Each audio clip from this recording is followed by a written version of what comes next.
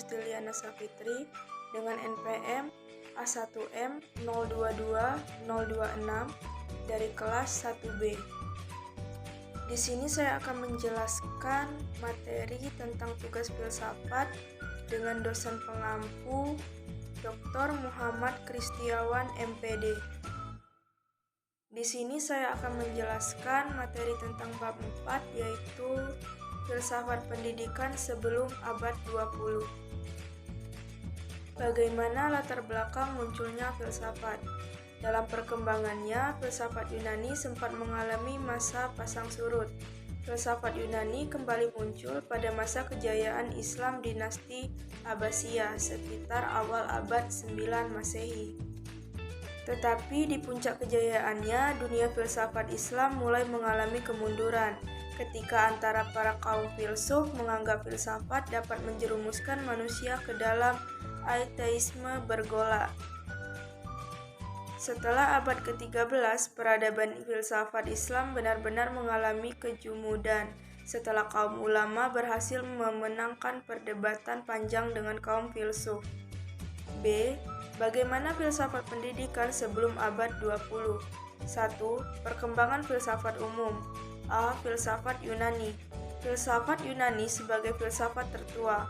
Mulai ada sejak munculnya Thales sebagai bapak filsafat yang mengatakan bahwa intisari alam adalah air. B. Filsafat Hindu. Sejak abad 10 sebelum Masehi. Perkembangan filsafat Hindu sejalan dengan perkembangan filsafat Yunani. Filsafat Hindu ini tertuang dalam konsep Vedisme, Brahmanisme, dan Buddhisme. C. Filsafat Islam. Filsafat Islam sebenarnya berakar pada filsafat Yunani, yaitu ketika seseorang penerjemah berkebangsaan Yunani yang bernama Hunain pindah ke Irak dan bekerja di istana khalifah dari Daulat Abbasiyah. D. Filsafat Eropa atau filsafat modern. Filsafat Eropa adalah filsafat modern yang berkembang sejak munculnya keinginan untuk menjadikan alam pemikiran klasik sebagai pedoman. 2. Perkembangan filsafat pendidikan. A. Pengertian filsafat pendidikan. Filsafat pendidikan adalah pelaksanaan pandangan falsafah dan kaidah falsafah dalam bidang pendidikan yang mencerminkan satu segi dari segi pelaksanaan falsafah umum dan menitikberatkan kepada pelaksanaan prinsip-prinsip dan kepercayaan-kepercayaan yang menjadi dasar falsafah umum dalam menyelesaikan masalah-masalah pendidikan secara praktis. B. Tinjauan pemikiran permulaan filsafat pendidikan.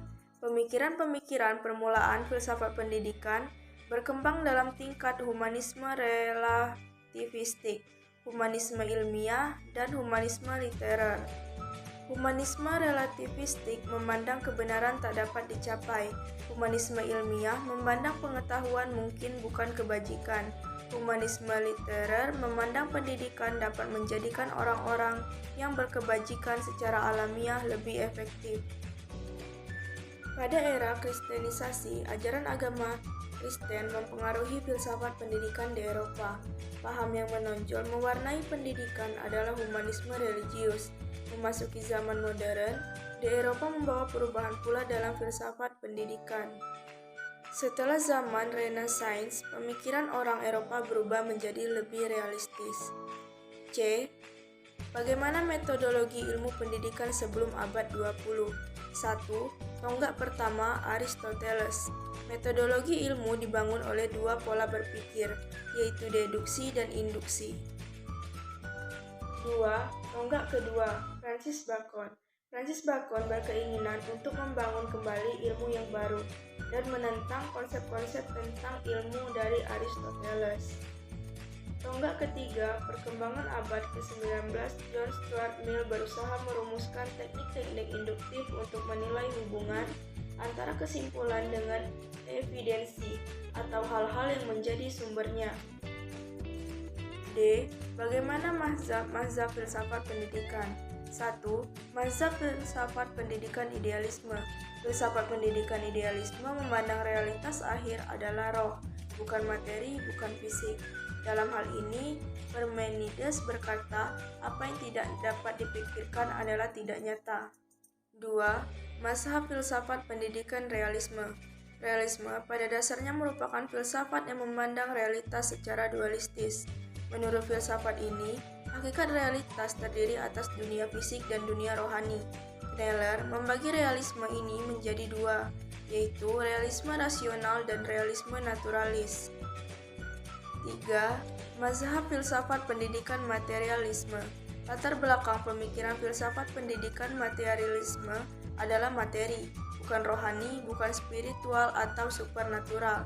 Materialisme klasik yang dipelopori Demokritos 460-360 sebelum Masehi disebut juga atomisme. 4. Pertanyaan-pertanyaan para filsuf tentang pendidikan.